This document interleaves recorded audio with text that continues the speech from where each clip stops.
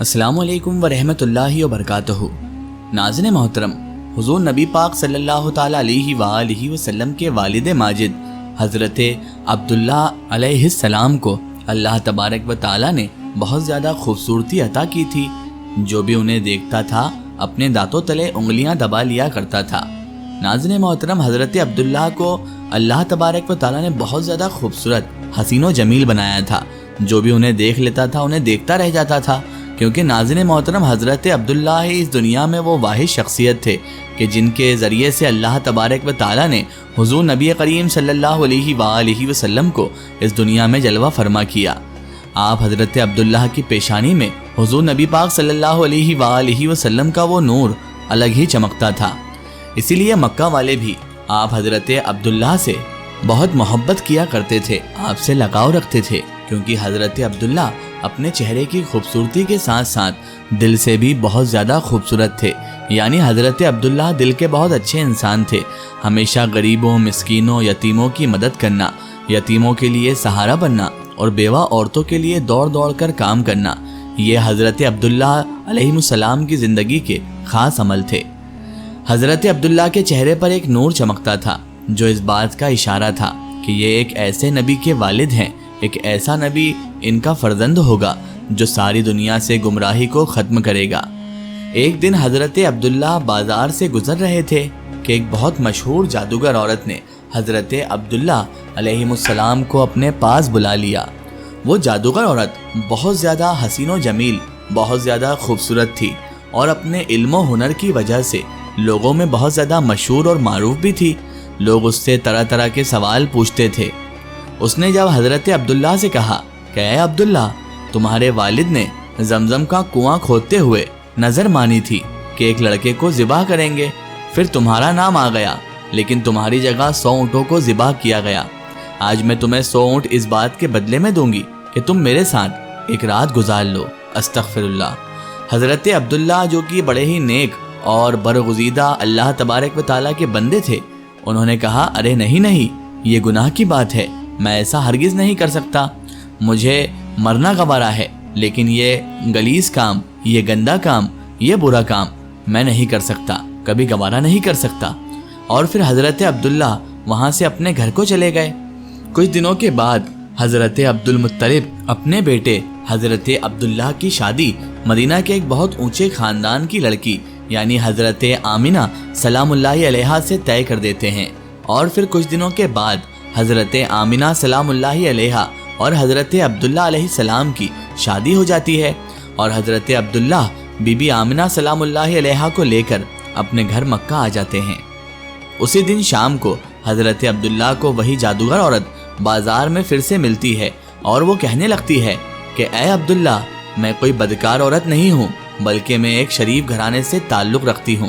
میں نے اس دن جو تم سے کہا تھا کہ میرے ساتھ ایک رات گزار لو، وہ صرف اس وجہ سے کہا تھا کہ میں نے تمہارے ماتھے پر آخری نبی جو آنے والے ہیں، ہماری کتابوں میں جن کا ذکر ہے، ان کا نور دیکھا تھا۔ میں چاہتی تھی کہ وہ نور میرے شکم میں آ جائے اور میں اس نبی کی والدہ بن جاؤں، لیکن تمہاری بیوی آمنہ اس میں بازی لے گئی۔ حضرت عبداللہ اپنی بیوی حضرت آمنہ سے بہت زیادہ محبت کرتے تھے، ان سے بہت زیادہ انہیں محبت تھی۔ حضرت آمنہ بھی بہت زیادہ خوبصورت تھیں۔ شادی کے 2 مہینے بعد ایک رات حضرت عبداللہ نے اپنی بیوی جناب حضرت آمنہ سلام اللہ علیہا سے کہا اے آمنہ، مجھے 3 دنوں بعد ملک شام کی طرف کاروبار کے لیے سفر کرنا ہے تاکہ کچھ پیسے کما سکوں اور اپنے آنے والے بچے کے لیے کچھ چیزوں کا انتظام کر سکوں۔ حضرت آمنہ نے کہا کہ آپ چلے جائیں گے تو میں اکیلی کیسے رہوں گی، مجھے آپ کے بغیر بالکل بھی اچھا نہیں لگے گا۔ حضرت عبداللہ کہنے لگے اے آمنہ، تم پریشان نہ ہونا، میں بہت جلدی واپس آ جاؤں گا اور تمہارے لیے خوب اچھے تحفے لے کر آؤں گا۔ اور پھر 3 دنوں کے بعد حضرت عبداللہ نے اپنا سفر کا سامان تیار کیا اور اونٹ پر بیٹھ کر ملک شام کی طرف چل دیے۔ جب وہ گھر سے نکل رہے تھے تو حضرت آمنہ دروازے کے پاس کھڑی اپنے شوہر کو امید کی نظروں سے دیکھ رہی تھی اور آنکھوں ہی آنکھوں میں ان سے کہہ رہی تھی کہ جلدی آنا، مجھے آپ کے آنے کا انتظار رہے گا اور آپ کے بغیر بالکل بھی اچھا نہیں لگے گا۔ حضرت عبداللہ کا اونٹ چلتا جا رہا تھا اور حضرت آمنہ دروازے پر کھڑی اپنی محبت کو دور جاتا دیکھ رہی تھی۔ حضرت عبداللہ 10 لوگوں کے قافلے کے ساتھ ملک شام کی طرف روانہ ہوئے۔ راستے میں ان کی طبیعت اچانک خراب ہو گئی اور مدینہ ہی میں اپنی نانی کے گھر آپ رک گئے۔ وقت گزرتا گیا۔ حضرت آمنہ ہر روز اپنے شوہر کا انتظار کرتی اور ہر ایک آنے جانے والے سے ان کی خبر معلوم کرتی کہ میرے شوہر عبداللہ کب آئیں گے، لیکن ان کو کوئی صحیح جواب نہ ملتا۔ جب بھی مکہ میں کوئی قافلہ تجارت کر کے واپس لوٹتا تو حضرت آمنہ اپنے گھر کے دروازے پر کان لگا کر کھڑی ہو جاتی، شاید میرے شوہر عبداللہ آ گئے ہیں یہ سوچ کر، لیکن بعد میں خبر ملتی ہے کہ عبداللہ اس قافلے میں بھی نہیں ہیں۔ 2 مہینے کے بعد ان 10 لوگوں کا جو حضرت عبداللہ کے ساتھ گئے تھے ان کا قافلہ مکہ واپس لوٹتا ہے۔ جن کے ساتھ حضرت عبداللہ گئے تھے ان کے مکہ پہنچنے کی خبر ایک دن پہلے ہی مشہور ہو گئی تھی۔ یہ سن کر حضرت آمنہ بہت خوش ہوئی کہ میرے شوہر واپس آ رہے ہیں۔ حضرت عبدالمطلب بھی بہت زیادہ خوش ہوئے اور لوگوں سے پل پل کی خبر لیتے رہے کہ وہ قافلہ ابھی کہاں پہنچا ہے، کیا کر رہا ہے، کتنے دنوں میں آئے گا۔ اور پھر جس دن وہ قافلہ مکہ پہنچنے والا تھا اس رات حضرت آمنہ نے خوب اچھے کپڑے پہنے اور بہت اچھی طرح تیار ہو کر گھر میں بیٹھ گئیں۔ حضور صلی اللہ علیہ وآلہ وسلم اس وقت اپنی ماں کے شکم میں 4 مہینے کے ہو چکے تھے۔ آخر وہ صبح بھی آئی جب یہ 10 لوگوں کا قافلہ مکہ پہنچا۔ حضرت آمنہ دروازے سے کان لگا کر کھڑی ہو گئی کہ ابھی میرے شوہر آئیں گے اور میں ان سے گلے مل کر خوب خوش ہو جاؤں گی۔ حضرت عبدالمطلب کو بھی جیسے ہی خبر ہوئی تو دوڑتے ہوئے قافلے کے پاس پہنچے، لیکن حضرت عبداللہ نظر نہیں آ رہے تھے۔ پریشان ہو کر انہوں نے قافلے والوں سے پوچھا، میرا بیٹا عبداللہ کہاں ہے؟ وہ نظر نہیں آ رہا ہے۔ قافلے والوں نے جواب دیا کہ جاتے وقت مدینہ کے پاس راستے ہی میں جناب عبداللہ کی طبیعت زیادہ خراب ہو گئی تھی، اس لیے وہ مدینہ ہی میں اپنی نانی کے گھر رک گئے تھے، اس کے بعد ہمیں نہیں پتا۔ یہ سنتے ہی حضرت عبدالمطلب نے اپنے بیٹے جو کہ بڑے تھے حارث کو کہا کہ اے حارث، جلدی سے اپنا گھوڑا نکالو اور مدینہ کی طرف سفر کرو اور جا کر دیکھو کہ میرے بیٹے عبداللہ کی کیا حالت ہے، اور پھر جلدی سے آ کر مجھے خبر دو۔ حضرت آمنہ کا دل آج پھر سے ٹوٹ گیا۔ وہ امید باندھے بیٹھی تھی کہ آج میرے شوہر آئیں گے، لیکن خبر تو کچھ اور ہی پہنچی تھی۔ ادھر حضرت حارث نے بہت تیزی سے اپنا گھوڑا مدینہ کی طرف دوڑا دیا۔ وہ اپنے بھائی کی خیر و خبر لینے جا رہے تھے۔ 3 دنوں کے سفر کے بعد وہ مدینہ پہنچے اور نانی کے گھر جا کر معلوم کیا کہ حضرت عبداللہ کہاں ہیں، تو ایک دل کو دہلا دینے والی خبر ان کے کانوں میں پڑی۔ گھر والوں نے بتایا کہ اے حارث، عبداللہ کی طبیعت بہت زیادہ خراب تھی، انہیں دل کا دورہ پڑا تھا اور ان کی ابھی 1 مہینہ پہلے وفات ہو چکی ہے۔ اللہ اکبر، ہم نے انہیں نابغہ نام کی جگہ پر دفن کر دیا ہے۔ یہ سن کر حضرت حارث کی بھی آنکھوں میں آنسو آ گئے، کیونکہ وہ بھی اپنے چھوٹے بھائی حضرت عبداللہ سے بے انتہا محبت کرتے تھے۔ اور پھر یہ واپس اپنے والد کی بارگاہ میں پہنچے۔ اپنے والد یعنی حضرت عبدالمطلب کو بھی انہوں نے خبر دی تو حضرت عبدالمطلب کے بھی ہوش اڑ گئے۔ اچانک ان کی آنکھوں سے آنسو بہنے لگے اور اپنے بیٹے عبداللہ کی وفات کا غم برداشت نہ کر سکے، لیکن فوراً خود کو سنبھالا اور سارے لوگوں کو جمع کر لیا اور ان لوگوں سے کہا، اے لوگوں، آمنہ کو اس خبر کو نہ پہنچنے دینا، یعنی آمنہ کو اس بات کی خبر نہ ہونے دینا، کیونکہ اس کے شکم میں عبداللہ کا فرزند ہے، عبداللہ کا بچہ ہے۔ میں چاہتا ہوں کہ میرے عبداللہ کی نسل آگے چلے، وہ بے اولاد نہ رہے، اس کے گھر بھی ایک لڑکا ہو جو میرے عبداللہ کا وارث بنے۔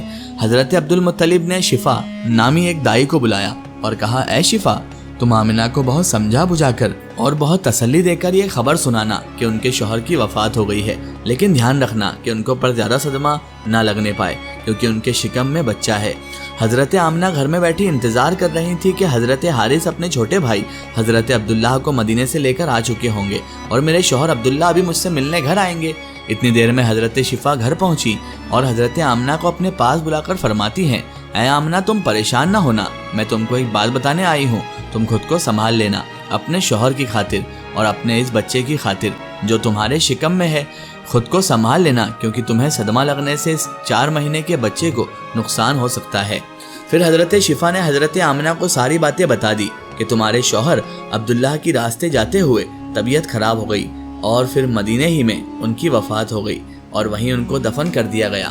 یہ سن کر حضرت آمنہ کی آنکھوں سے آنسو بہنے لگے، وہ خود کو سنبھال نہیں پا رہی تھی۔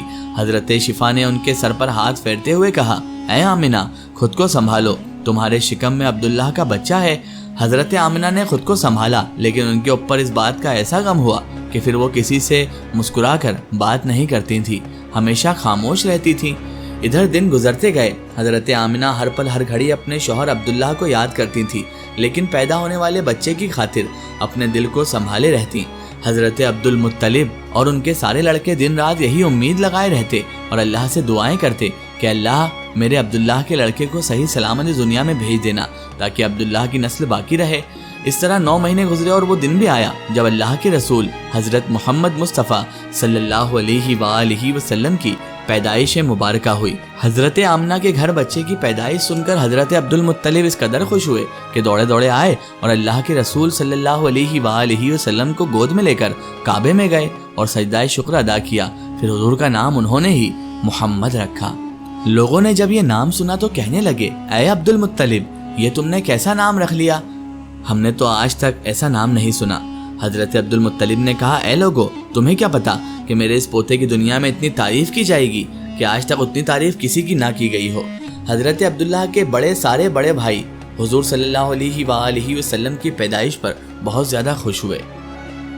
ناظرین محترم، یہی تھا وہ واقعہ جو آپ نے ابھی سماپت فرمایا۔ اللہ تبارک و تعالیٰ سے دعا ہے کہ اللہ تعالیٰ ہمیں حضور نبی کریم صلی اللہ علیہ وآلہ وسلم کے صدقے میں ہر برے کام، ہر برے اعمال سے بچائے رکھے اور ہمیں صراط المستقیم کے راستے پر چلنے کی توفیق اور رفیق عطا فرمائے، آمین ثم آمین۔ ناظرین، آپ کو یہ ویڈیو کیسی لگی کمنٹ سیکشن میں ضرور بتائیں اور ہمارے چینل کو سبسکرائب کرنا نہ بھولیں۔ اس ویڈیو کو زیادہ سے زیادہ شیئر کریں اور اسے تمام تر انسانوں تک ضرور پہنچائیں۔ پھر حاضر ہوتے ہیں آپ کے لیے نئی اور بہترین ویڈیو کے ساتھ، تب تک کے لیے خدا حافظ، السلام علیکم۔